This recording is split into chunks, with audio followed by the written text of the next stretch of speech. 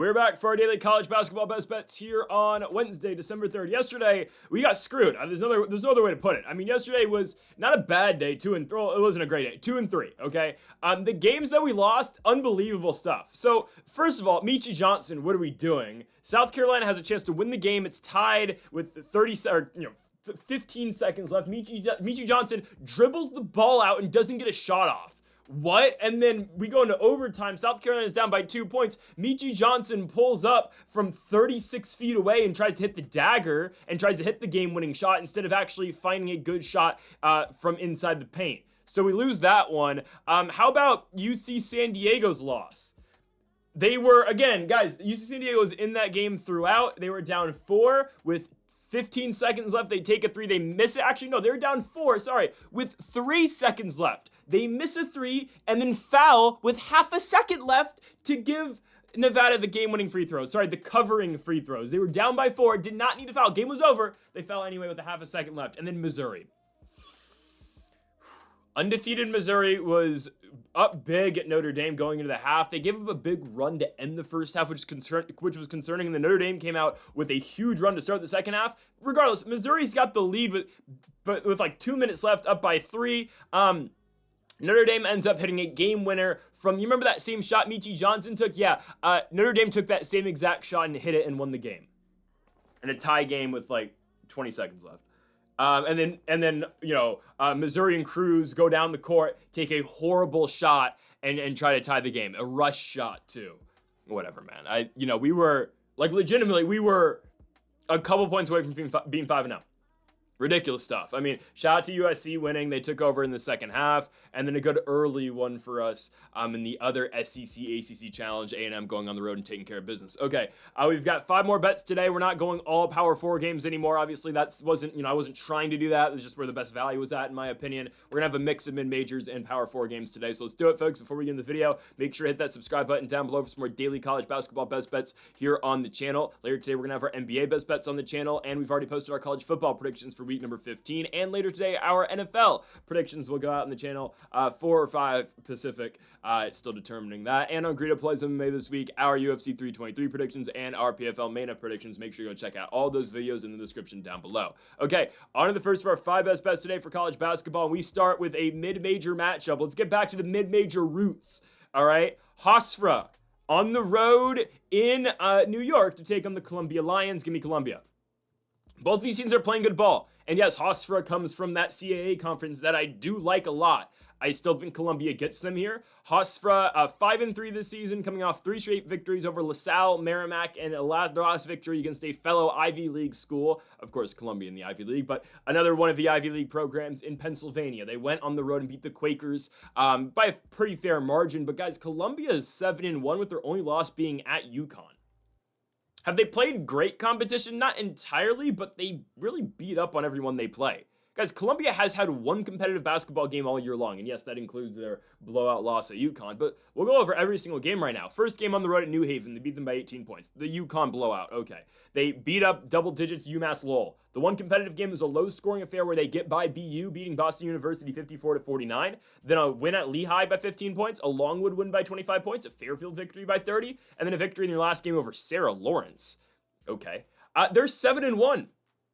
Columbia is playing really good ball this year. They have not lost at home yet this season, beating the likes of UMass Lowell, Boston University, and Longwood so far in New York, and I think they're going to do it again. I'm going to take Columbia here to beat the Hofstra Pride. And yeah, I like Hofstra. I like the CAA in general. There's some really good teams out there. Again, you know how much I rave about UNC Wilmington and how good William and Mary is as well. Shout out to the Tribe yesterday for a huge road victory at Duquesne. We're going to get a 2-bid CAA this year. I'm telling you. William & Mary should get an at-large into the tournament if they continue to play the way that I think they're going to play, and if UNC Wilmington continues to do their thing as well. Both those teams are excellent this year. Hofstra's 5-3. Their losses are at UCF in a competitive game. Central Florida really started their year out poorly, though. Well, at least in the games that they'd win, they looked horrible in their victories. I guess they lost to Vandy. Just the Hofstra game was bad for UCF. That's all I'm going to say there. Hofstra goes to Iona and loses. We know how good the Gales are. We picked them quite a bit, so that's not too concerning at all. Iona's a really good team, but still losing that game by 8 points and then losing a game to Temple by 5. Hofstra's victories are Malloy, okay, Bucknell on the road, LaSalle, Merrimack, and UPenn. They played 3 games in 3 days, obviously against LaSalle, Merrimack, and Pennsylvania. Now they got to go on the road to Columbia, and I think the Lions are going to win this one. Columbia led in scoring currently by Kenny Noland. Noland averaging 17 points per game for the Lions. Again, senior player, started every single game last year for Columbia, averaged 13 points. Now is expected to be that number 1 guy for them, and he's done exactly that. How about Zine Idi Bidri? Probably butchering that, but he's an Algerian player. Again, it's an Ivy League school. Unless you get a guy like Xavier Lee, you don't really see players leave the Ivy League. So a lot of these players are, if they're seniors, they are third-year guys. We look at a guy here at Angola's, not Angola's, my goodness, Algeria's Bidri averaging 13 points tonight. He's been really good this year. Blair Thompson operates basically as their 5, averaging 11 and 6 this season. Columbia's got players, is what I'm getting to. They absolutely have guys who can play. As for the Pride, not a bad roster. I'm not going to say Hofstra is bad at all. Cruz Davis has been massive this year, averaging 19 points per game. Junior out of Plano, Texas. Started at Iona, then went to St. John's, followed Batino to St. John's, and now we've talked about Cruz Davis before, and then goes to Hofstra, started every game last year, now is starting obviously still this season. He's been huge. Preston Edmonds been really good as well. Victory Onyetu is their center, or operates as their center. I think technically he's a 4, but first year playing Division I college basketball. He's from Spain. He's averaging 8 and 8 so far per game this year for the Pride. I just like Columbia more in this spot. They're at home, which is another big boost. I think really when I look at both these teams and when I evaluate both Hofstra and Columbia, they're right there with each other. But Hofstra, in my opinion, Columbia gets the game at home. They have not lost at home this year, and we've seen Hofstra already lose 3 times this season. Oh, by the way, all 3 of their losses are on the road. So again, looking at both these teams on paper, are they very similar? Kind of, right? Like in terms of how good they are, they both kind of score this. They both usually sit in about the 80-point range. I would say Columbia is a better defensive team than the Pride are, I think. I know Hofstra has their share of some low-scoring games, but I saw Columbia win a defensive struggle against BU earlier this year. So I like Columbia. Again, I think when we look at both these rosters, they're similar, but Columbia does the little things a little bit better. And on top of that as well, games in New York, it's at Columbia. So I'm going to go with the Lions to win this basketball game. They're 7-1 for a reason and 4-0 at home for a reason. So I'm going to take Columbia to win this basketball game. This one is priced at -125 for the home team. Give me the Columbia Lions to beat the Hofstra Pride to open up the day. On to our second best bet of the video. Yes, we're getting back into now the ACC-SEC Challenge. I know the ACC scored some really big victories yesterday. Syracuse, obviously, the big win that they got. Duke finding a way to go out there and beat Florida are the more notable ones to me, obviously. South Carolina losing as well is pretty notable just because we had that game. And we're going to go to 2 ACC-SEC games today, and I'm actually going to take the ACC now. Yesterday, we picked all 3 SEC winners, with, of course, Mizzou losing out at South Bend as well. And, that all those games were competitive. We know that for a fact. Like, for the most part, there were, oh goodness, someone got blown out. It was FSU got blown out against Georgia. That game wasn't close. But for the most part, every single game in the SEC-ACC Challenge yesterday was competitive, right? And the games that didn't look that competitive in the first half, like a Notre Dame, obviously they came back and won, but like every game kind of tightened up. I think we're going to see some really, close and exciting games today. I think Louisville is a lot better than Arkansas, though. I believe so, guys. Arkansas has played 2 big games this year, and they've lost both of them. In all fairness, it's Michigan State and Duke. Michigan State, really good. Maybe the best team in the Big Ten other than Purdue or the Hoosiers. I don't know. Indiana plays Minnesota today. Not going to get to talk about it because the Hoosiers are 10.5-point favorites, and I don't want to play that on the road especially. But how about Indiana? We can get Big Ten playoff to a great start today. Let's hope they do it. Arkansas's losses are at East Lansing against Michigan State. Again, Izzo does not lose at home early in the year, and then they play their last game against Duke, losing by 9 points. So now they get to take on another ACC school and a team that arguably is better than Duke. No, I can't say that. I can't with a straight face tell you Louisville's better than Duke, but they're kind of there, though, right? Louisville, again, are they better than the Blue Devils? Probably not. The team is very excellent, though. What Louisville has done so far this season with, for the most part, a couple new guys in this, up and down the rotation. But bringing back their bigs was so huge. And then now the addition of Ryan Conwell, who's been massive for this team, of course, from Xavier, and then McNeely as well from UConn. Of course, they kept a lot of their bigs and brought in a couple of guys, obviously, from the high school level. But Louisville's been really good, man. They have. They've won big-time game after big-time game. Really, there's 2 of them. It's Cincinnati and it's Kentucky, but they passed both tests, right? Both close matchups for them, right, in terms of geographical closeness. They found a way to beat Kentucky. I think they're at the KFC Yum Center for that. Yeah, they won by 8 points, and they played Cincinnati, beating them by 10. They found ways to win games, and man, they've got guys who can score. Ryan Conwell can score, Mikael Brown can score, and Isaac McNeely can score. All these guys can drop 20 plus on any given night. And I really like what this team has. Again, Conwell's the guy. Conwell's averaging 20 points per game for Louisville this year. Senior guard, obviously, and we said earlier, played at Xavier, but started at USF, then went to the Sycamores of Indiana State over in Terre Haute, Indiana, and now with Louisville. I mean, he's having the best season of his career so far. How about Mikael Brown, freshman, averaging 17 points a night, dropped 29 in the Kentucky victory in 33 minutes. And dropped 22 against Cincinnati. I mean, big games have found... No, Mikael Brown has found ways to perform in big games. When the lights are brightest, Mikael Brown so far in his freshman season has been absolutely amazing. And how about Isaac McNeely? Really good player at UVA. Did I say he was at UConn earlier? I might have said he was at UConn earlier. Very good player at UVA. My apologies. I don't know why I said UConn. Very good player at UVA. McNeely, fourth year, obviously senior. Now starting for Louisville, he's been great for this team as well. Again, you have three guys who can score and score in a hurry. For Arkansas, I mean, obviously Boogie Flan leaves. It's not the big... Well, it's a big deal, obviously, and you saw what Boogie Flan was able to do last night against Duke. But Arkansas obviously makes up for that with, Malik Thomas. Malik Thomas has been great, averaging 17.5 points in his rookie year. In his freshman season. I feel like Trevon Brazel has been in college basketball for the last 5 seasons, but he's still around. Darius Acuff, another really good freshman for this Arkansas team. They just lack experience, again, with your two best players in Malik Thomas and Acuff being so young. And I think that's where a team like Louisville, who is, somewhat... they are very experienced, with all their best players being seniors for the most part, except for Mikael Brown. I think an experienced team like Louisville is going to win this game, and especially a game where you're on the road, having to go to Fayetteville in this SEC ACC challenge. I like Louisville in this spot. There's good players in Arkansas. Do not get me wrong. I think the Razorbacks are good. This is a 5-2 team this season, but again, right, they're big games that they have played, and this is where the lack of experience comes into play, right? They beat teams like Southern, Central Arkansas, Samford, Winthrop, Jackson State, but when they get the Michigan States, when they get the Dukes, that's when they fall short. And Louisville so far this year has passed every single big test that they have been given, right? Finding a way to go out there and scoring 96 points against Kentucky, beating Cincinnati by 10 points as well, and then obviously mopping the floor with these low-level teams that they need to beat. I mean, again, I don't want to really, toot their horn on the South Carolina State victory, but they beat South Carolina State by 50-plus points. I mean, that's notable. They beat them by 60 points. It's just such a high-scoring team, and can Arkansas keep up? I think they're capable of doing so, but this is your first real big game at home, and this can go one of two ways, obviously, right? Yes, you're at home. You have the home court advantage, right? You're going to be hyped up to play it, but there is expectation now. You're expected to go out and win, at least. Again, on campus, you're expected to win. It's the first big game at Arkansas this year. First of many, obviously. The SEC schedule is very difficult, but they still have massive non-con games coming up. They got Tech coming up, Texas Tech. They got Houston coming up, both, again, in neutral sites. But this is their last big home game before SEC play starts and before, I think, Tennessee. Yeah, Tennessee comes into Fayetteville to open up conference play for the Razorbacks in January. It's a big game, and I just don't think this young lineup's is going to be able to come through. Again, Acuff's great. Malik Thomas is really good. And yes, you still have the veterans like Trevon Brazel, who, again, I feel like he's like 28 years old now. He's not, but Brazel's been on this team for so long.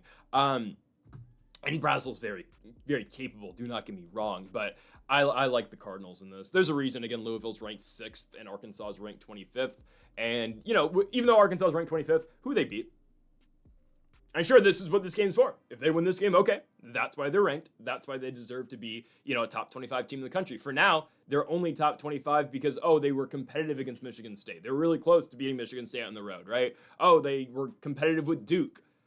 I think Louisville's going to get them in. I don't care if the game's competitive. We just need the Cardinals to win, and I believe they're going to do exactly that. Louisville on the road wins, -140 here against the Arkansas Razorbacks. On now to our third best bet of the video. Back to some mid-major action as we've got the Big Sky Summit Challenge between the Northern Colorado Bears going on the road to take on the Omaha Mavericks. Am I missing something here? As of it's actually exactly midnight right now, the odds are -125 for North Colorado. Am I missing something? I mean, I don't understand why these odds are like this.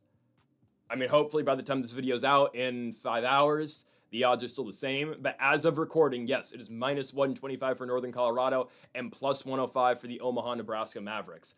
I don't get that in the absolute slightest. It does not make sense to me. I don't know how. Like, Northern Colorado should mop the floor with this team.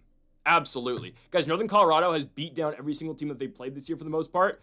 Well, okay, let me rephrase that. They outgun and they outpace every team that they play, except for one when they played the best team in the Summit League, the St. Thomas, Minnesota Tommies, and lost a game by 1 point, a game in which they were leading basically the entire way until the last shot, essentially. Last 20 seconds of the game. So, Northern Colorado is really good. This is a team that, does have their fair share of some D2 victories, but they went to Pepperdine, they went to Malibu, California, and won. They went to Portland and beat the Pilots. Wins over Cal State Fullerton, Air Force, and yes, they have 3 Division II wins in here against Colorado College, Colorado Christian, and Regis School in Colorado. However, they are 7-1. If you want to take away those games, okay, they're 4-1, but the quality of victory is solid. Going on the road to Portland, going on the road to Colorado Springs to beat Air Force, they've got some very good victories. And I do just think they're so much better than Omaha. Guys, Omaha has only beaten 1 Division I basketball school this year. It's Southern Utah. I mean, that is their only victory. Southern Utah obviously out the WAC, who I don't even know if they've beaten a Division I school this year. They've beaten Stetson, that's it. I mean, they have just a low-level win, and that's it. Omaha's other victories are Concordia, Nebraska, and Mid-America Christian. Lost to Murray State. 2-point loss at Albanine Christian.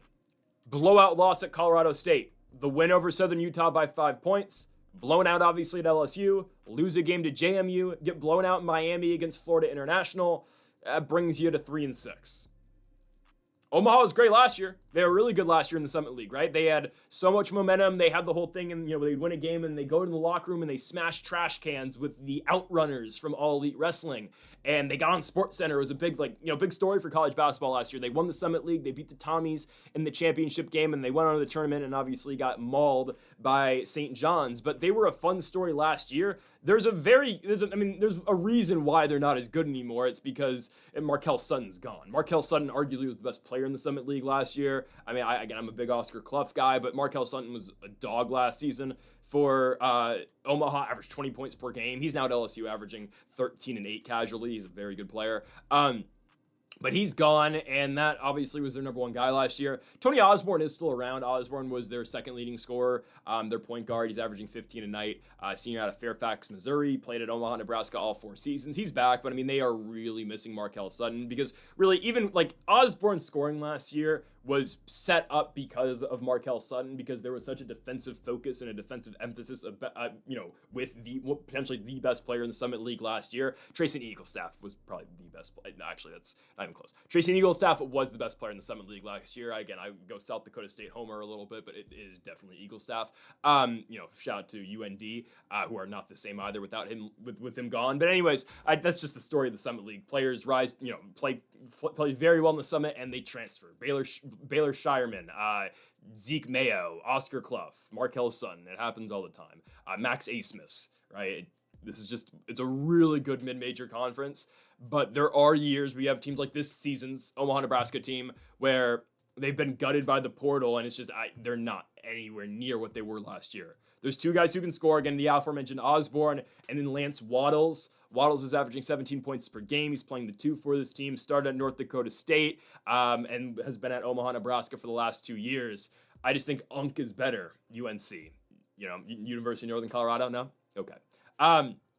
Quinn Denker, is having a season. Quinn Denker, a senior out of San Jose, California. He's been great this year, man. Averaging 18 points per game. This is a player who started at Idaho a couple seasons ago.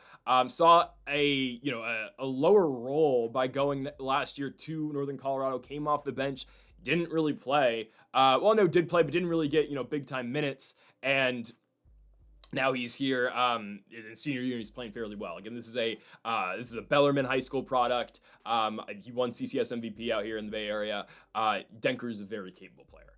So he's averaging 18 this season. He's been huge at the 1 guard for them. Brock Wiesen as well is averaging 15. He's their 4/5. Been in Northern Colorado all 5 years. It's a good team. It's a team that I just believe is going to run circles around Northern Colorado. Around Omaha. I just don't think it's close. I don't know. Can Omaha really score that many points? The answer to that question is no. Northern Colorado scores a lot because, again, it's Denker who can score a bunch. Brock Wise can score. They even talk about Zach Block, who averages 15 points per game. He's been massive. Senior out of Lawrence, Kansas. Again, he's been at Northern Colorado all 4 years of his collegiate career. They've just got experienced players who can score, and I don't know, again, what Northern Colorado's future is going to be in the Big Sky this season, but watching the other teams in the Big Sky and the way Montana has not really showed up so far this year, I mean, is UNC, Northern Colorado, the best team in the conference? Potentially. I don't know. This is the only game of the Big Sky Summit challenge that we're going to do today. I wanted to do South Dakota State at Northern Arizona, but then I found out the Jacks are favorites on the road. I get the Lumberjacks aren't really good, but right now that team should be favored against absolutely nobody. So I'm going to stay away from my Jackrabbits right now. Give me Northern Colorado on the road to win at -125. On to our fourth best bet of the video, and we go to, or back, I guess, to the ACC SEC Challenge. Virginia goes on the road to take on Texas. I just believe it's a really difficult spot for Virginia here. Going on the road to take on this team who I don't know, is choked the right word against Arizona State? And there were so many opportunities for Texas to kind of, just put that game away late, and they just couldn't. You thought, again, when Odom missed that initial three with like 40 seconds to go and Texas went to the line up by 2, you thought the game was over. They missed both free throws. Then Odom hits the next 3 to win the basketball game.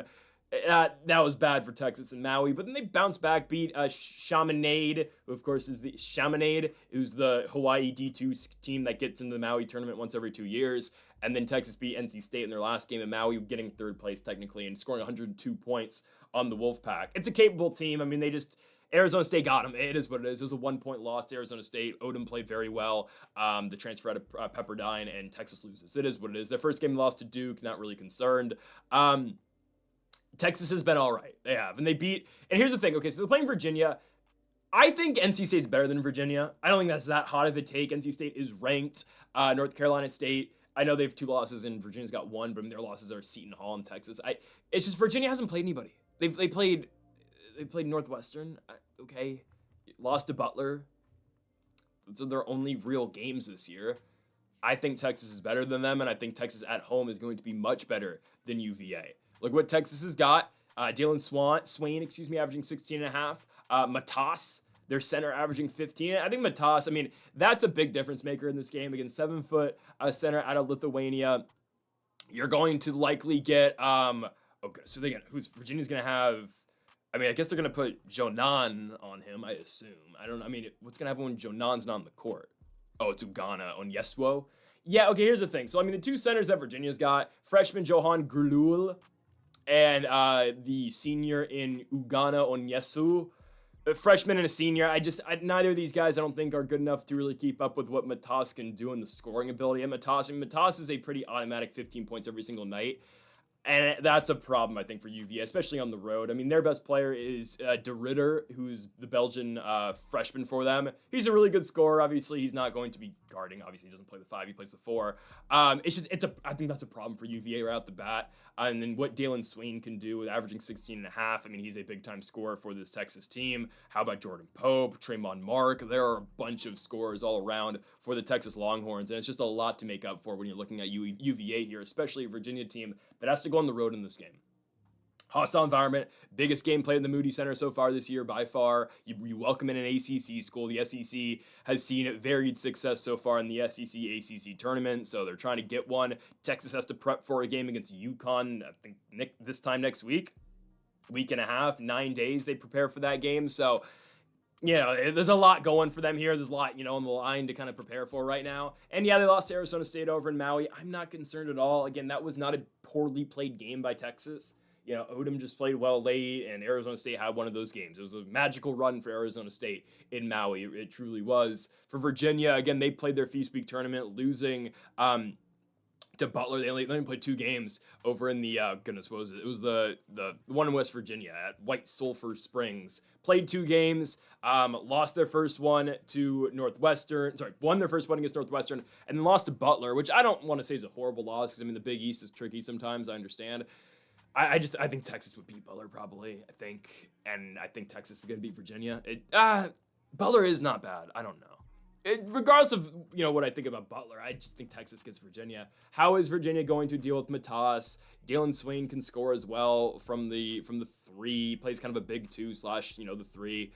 There's just too many weapons on Texas, I believe, for Virginia to really keep up with, and it's just going to be an uphill climb for the Cavaliers. So currently, when I'm looking at the odds for this game, it is minus 145 for Texas. Now, I've always said, like, that is the limit I will play for a money line, unless it's something I truly, absolutely, want really bad at minus 150, then I'll take it. Minus 145 is always my limit. You could play minus 2.5 as well if you prefer that. You can get that at probably minus 115. So if you rather take that, go for it. Again, the best bet though in this game, and that's obviously what these videos are centered on and focused on, is just the money line where you won't have to worry about the points. I do think it'll be somewhat competitive.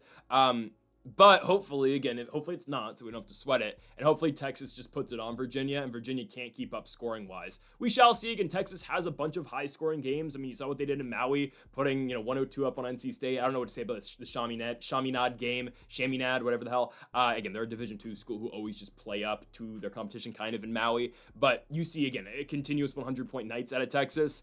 Virginia's only scored 100 once this year, and that was against the Marshall Thundering Herd. So I just worry a little bit how Virginia's going to keep up with this team, and I think Texas is going to win. So give me the Texas Longhorns at home in Austin at the Moody Center to beat UVA. Give me Longhorns money line at minus 145 against Virginia. On to our final best bet of the video. Let's go back to Big Ten play. Kind of the same script as yesterday, kind of. Obviously we threw in the mid-majors today, but SEC, ACC Challenge, obviously the big focus of today. How about the Summit, Big Sky Summit? I keep calling it the Summit. It's a challenge. And now this. We're going to end just like yesterday, ending with Big Ten play, late night Big Ten basketball. I mean, it should be the Pac-12. It should be Pac-12 after dark, but on ESPN with Bill Walton. But it's okay. Those are the days, right? UCLA versus Washington. UCLA quite easily. I know I've been very critical on UCLA at times this season. Trust me, I like UCLA. I like Donovan Dent. If you watched last year, you knew how much I liked Donovan Dent, how much I loved that New Mexico Lobos team last year. They got robbed in the second round of the tournament, but let's not talk about that. Some really crooked officiating. But UCLA is very talented. They are. They're very talented, and like USC, which I said yesterday, they have so much talent. It's like eventually you're going to figure this out. Eventually you're going to, finish what you've started, essentially, and put the pieces together. And we saw UCLA have some struggles early last season, and obviously they, really ended the year well, won a bunch of games going down the stretch of the year, won that big win streak. Really when they started, it was like February in Big Ten play, but regardless, or January when they did that. I think UCLA, again, they've been very up and down this season. The California loss at the Chase Center in San Francisco was horrible. I'm not going to deny that. That's their last game. I don't think UCLA is going to lose back-to-back games. Their losses are both in NBA arenas, oddly enough, right? In the Intuit Dome where the Clippers play, and the Chase Center where the Golden State Warriors play. Competitive loss against Arizona. A competitive loss against California. I will say it's a bad loss. It's a game that UCLA is undoubtedly expected to win. This is a team that came into the year ranked. They are no longer ranked, obviously, with the 2 L's. In all fairness, Cal's playing good basketball. I know, again, we don't think anything of Utah, but Cal just did beat Utah last night in Berkeley, so UCLA's losses actually aren't that bad. Cal 7-1, Arizona 7-0. Okay. Now the problem is who's UCLA beaten, and yes, that's a factor. They have not beaten a single good team yet. Barely got by EWU, beat Pepperdine, beat West Georgia, who actually quietly is having a really good season. They beat Sac State, who, by the way, Baylor let Sac State score 49 points on them yesterday in Waco. What? How?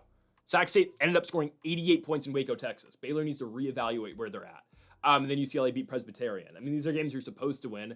Now you got to go on the road, Pacific Northwest, up in Washington. I get it, that can be tricky. Guys, Washington's not good, though. Look at what Washington's done this season. The only good win's Nevada, and I'll give them that. Nevada yesterday. Guys, I can't handle Mountain West referees, okay? I know UCSD it was an unnecessary foul at the end of the game that did not cover for us. The amount of foul calls that Nevada gets and every Mountain West team gets when they play non-con games at home is absurd. We've seen this earlier in the year with Fresno. We saw it with San Jose State, UNLV especially, when they played Montana. It's like, I might stay away from Mountain West non-con games when they're at home, because it always feels like the biggest home cooking ever. It's so absurd. Anyways, Washington's 5-2 this year, wins over Arkansas, Pine Bluff, Denver, lost to Baylor on the road, beat Wazoo on the road, beat Southern at home in a game that was way more difficult than it needed to be. You guys, a SWAC team traveled all the way down from the south to go play Washington in the Pacific Northwest. in a bye game, and the Southern Jaguars, who are 4-4, actually have a better year than, well, they've only beat one Division I school. A team that hasn't won on the road yet this year, took Washington to double overtime. Yeah.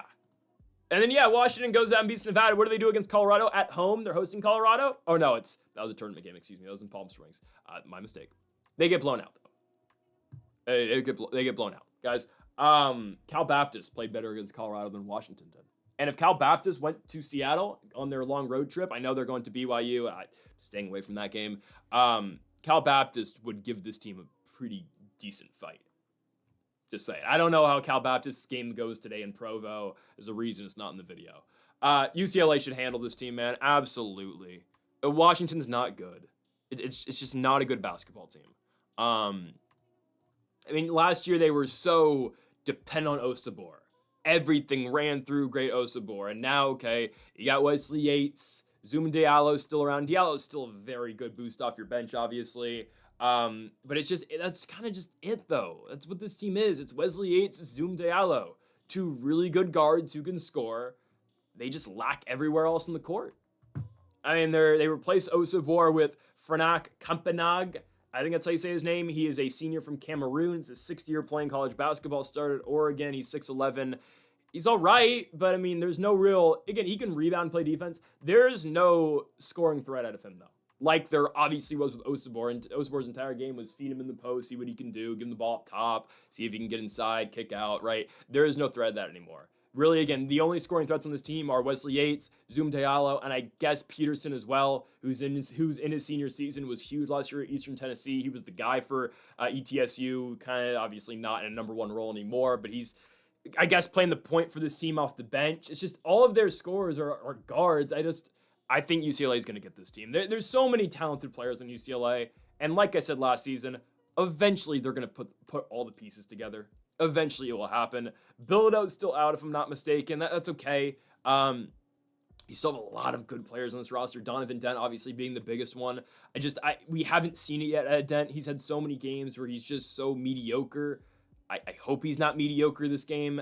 He was so good at New Mexico. The 3-point shot not always there with him, but really driving to the hoop. You can see like legitimately Russell Westbrook-esque stuff out of Donovan Dent. And that's probably the best comp. And yet this year he's averaging 11 points per game. And there's a very good argument he should have won the Bob Cousy last year over Braden Smith. And he's not playing too well right now out of Power 5 school. But you got Eric Daly, you've got Donovan Dent, Trent Perry, Xavier Booker, Sky Clark. There's so many talented players on this team, man. They should get Washington here.